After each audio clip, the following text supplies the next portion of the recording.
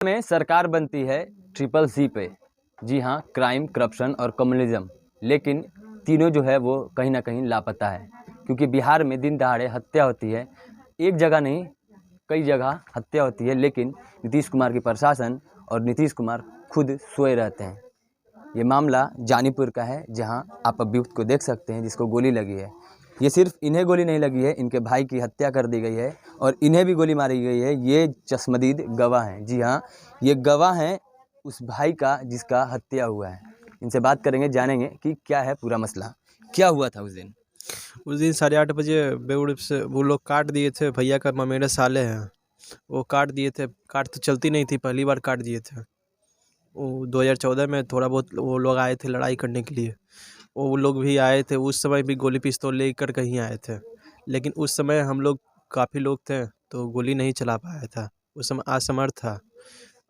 उसके बाद फिर उस समय तो फिर सोल्व हो गया सारा एक बात कुछ। बताइए, वो कौन थे, वो इंसान जो थे जिन्होंने आप पे गोली चलाई, आपके भाई की हत्या की, वो कौन थे? भैया का ममेरा साला हुआ। अपना साला? जी, ममेरा साला। अच्छा, ममेरा साला। अपना। कोई पहले से दुश्मनी थी? 2014 में वो लोग आए थे लड़ाई करने के लिए। भाभी अलग रहना चाहती थी, बस यही मैटर था। भैया बोले कि नहीं, हम सब लोग के साथ रहेंगे, सारा फैमिली को लेकर के चलेंगे, कोई अपना भाई को नहीं छोड़ेंगे।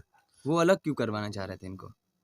वो नहीं अलग करना, मेरी भाभी अलग रहना चाहती थी। अच्छा, ये अलग खुद रहना जी, चाह रही थी। भाभी गई थी वो वहाँ। सपोर्ट कर रहे थे इन्हें? ये सपोर्ट कर रहे थे। जब हत्या हुई तो क्या था पूरा, मतलब वहाँ पे सीन क्या था वहाँ पे? 2014 के बाद बता रही है। नहीं, अभी जो अभी जो 6 दिन पहले हत्या हुई। उस समय भी केस वगैरह हुआ, हम लोग किए थे। उसके बाद फिर तो सोल्व हो गया था सारा कुछ, सब मतलब हो गया था।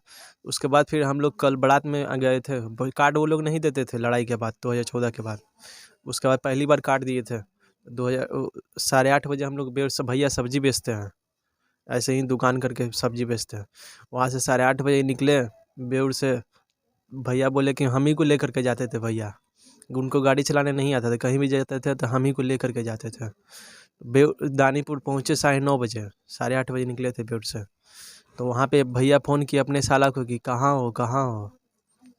वो लोग बोल रहे कि जीजा निकल रहे हैं, जीजा निकल रहे हैं, आ रहे हैं, आ रहे हैं। तो भैया बोले कि चलो मामा के घर पे। मामा भी मेरे जानीपुर में ही रहते हैं, अपने मामा। तो हम लोग मामा के घर पे चले गए। उसके बाद फिर चाय वो भैया पिए, सारा कुछ बातचीत हो रहा था। भैया बहुत खुश थे कि चलो साला के बारात में जा रहे हैं। पहले से उनको कुछ पता नहीं था ऐसा कुछ कि होने वाला है, ऐसा कुछ करेगा मेरे साथ। भैया बार बार फ़ोन करते रहे। वो लोग भी उनका साला जो था 8 ही बजे सुबह से फ़ोन कर रहा था। जो दिन मर्डर हुआ उस दिन सुबह ही से फ़ोन कर रहा था कि जीजा आ रहे हैं ना, आ रहे हैं ना। फिर 3 बजे फ़ोन किया, फिर 2 बजे फ़ोन किया था दोपहर में। फिर उसके बाद 8 बजे फ़ोन किया कि जीजा निकलिए, निकलिए। तो भैया निकल गए थे। फिर 10:30 बजे वो लोग फ़ोन किया कि जीजा आइए, बारात आ गई है। तो मामा के घर से हम लोग निकले तो भैया सब कुछ प्रणाम उनाम किए। ज़्यादा लोग बारात में नहीं थे, सिर्फ बच्चे, छोटे छोटे बच्चे थे और उनके एक पिताजी थे और जो मर्डर किया वो था। तो उसको हम देखे नहीं थे, वो शायद छिपा हुआ था। उसके बाद फिर 10 मिनट 15 मिनट सब प्रणाम उनाम हुआ। उनके दूल्हा के पिताजी को भैया प्रणाम भी किए, वो भी बोले। फिर हम भी प्रणाम किए। तो भैया से पूछे भी कि कौन है, तो भैया बोले कि मेरा छोटा भाई है। उसके बाद दूल्हा ही प्रणाम किया, प्रणाम जीजा ऐसे। भैया भी सब कुछ हुआ। 10 मिनट तक भैया ऐसे ही खड़े रहे। फिर प्रणाम पाती के बाद बाजा उजा बंद हो गया था, लाइट उट सब बुझ गई थी 10 मिनट तक। फिर उसके बाद फिर दूल्हा बोला कि बाबू आप चले जाइए। हम बोले कि भैया को बोल दीजिए। भैया आए तो बोला कि जीजा हमको माफ़ कर दिया, अभी आपको हम सेवा नहीं कर सकते, आप चले जाइए। तो भैया बोले कि चलो लवकुश गाड़ी चलो, गाड़ी मुड़ाओ। गाड़ी मुड़ाए, भैया बैठे, बस पीछे से गोली मार चुका था उनका दूल्हा का चचेरा भाई, छोटू नाम है, मार दिया। उसके बाद फिर गोली जब गाड़ी हम बढ़ाने लगे तो गोली हमको ही मार दिया। भैया बोले कि हमको तो पता ही नहीं लगा कि लगा, ऐसे लगा कि पटाखा कोई छोड़ दिया देह पे, सर जलन लगने लगा।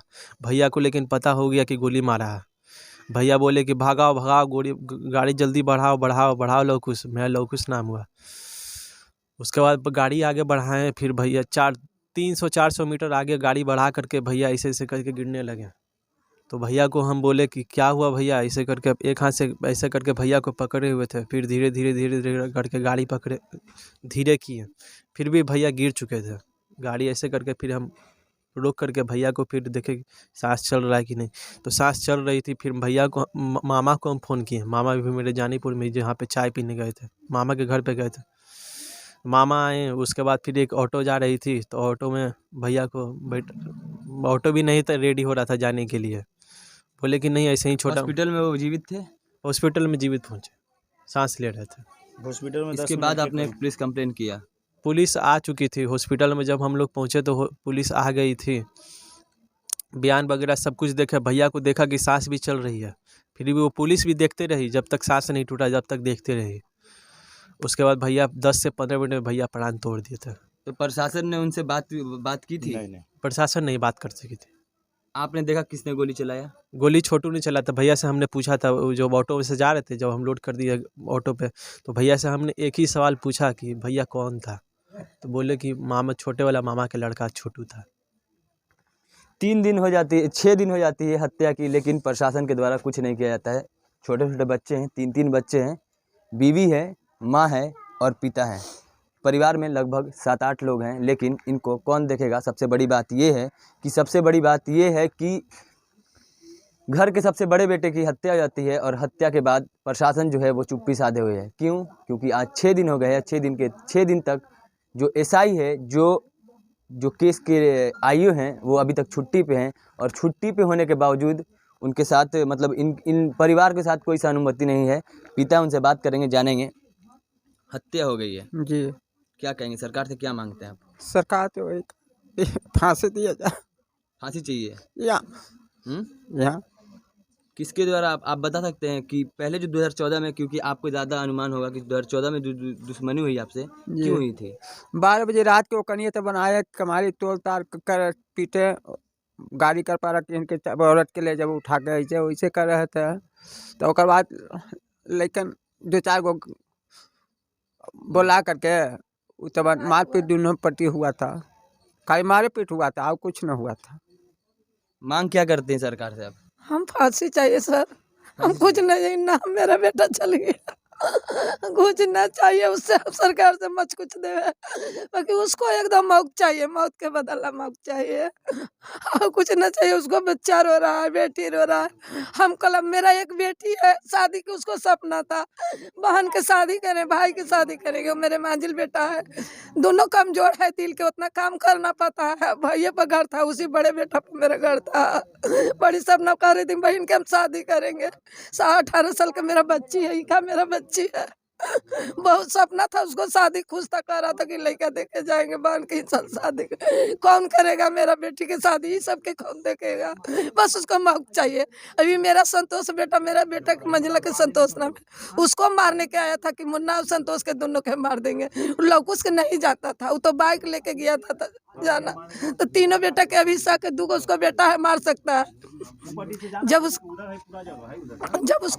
मर जाएगा, उसको मौत आएगा, तो मेरा करेजा शांति हो, आगे मेरा क्राइम ना बढ़े। हम लोग के डर है पूरा परिवार के, हम लोग कैसे निकलेंगे? ये भी बेटा है, कहता है हमको से सब्जी न हुआता है, लौकुश कुछ काम करना चाहता था कि नौकरी उकरी ले पढ़ रहा है। कैसू भैया उसको हिम्मत देता था कि बाबू हम सब्जी बेच के तुमको जेल लगेगा, देंगे, जॉब करवाएंगे। अब वो एकदम उधर से खाना मेरा बेटा छोड़ ले कि भैया के साथ चले जाएंगे, बाकी जिएंगे नहीं। कितना समझाते हैं बताइए। उनकी बीवी उनसे बात करेंगे, जानेंगे क्या मांग करती हैं सरकार से? हम फांसी, देखिए आज मेरा पति के मारा, कल मेरे बेटा का भी मार सकता है, उस पर कोई गारंटी नहीं है। जब मेरा मांग सुना करते तो कोक सुना करते कितना देरी उसको लगेगा। बस हम भी फांसी मांगते हैं। मेरा बाल बच्चा जितना कलट रहा है, जितना रो रहा है, वो हम जानते हैं। मेरा बाल बच्चा पूरा यतीम हो गया, हम बेवा हो गए।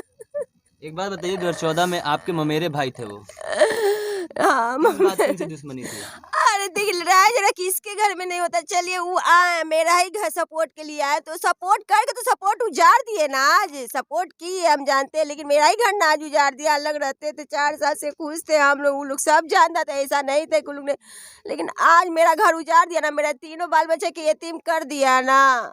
आज मेरा मांग सुना कर सकता था, कल मेरा कोक भी सुना कर सकता है, कोई गारंटी नहीं है। अब उस पर भरोसा है ये नहीं है हमको, एकदम नहीं। क्या मांग कर दी? बस हमको फांसी चाहिए, और क्या चाहिए? उसका भी बाल बच्चा के ये नियम, बस हम क्या चाहिए? मेरा बाल बच्चा यतीम, अब सरकार क्या देगी, क्या करेगी हम लोग के? मेरा तो जिंदगी पूरा खत्म कर दिया वो, और क्या हम सरकार से मांग करेंगे? FIR हुए 6 दिन हो गए, लेकिन अभी तक कोई भी जो एसआई है उसके साथ कोई भी पहल नहीं है। जो परिवार है वो काफ़ी गमगीन है। आप देख सकते हैं एक चश्मदीद गवाह भी हैं जिनका आप देख सकते हैं कि विजुअल के माध्यम से देखेंगे तो गोली लगी हुई है इनको।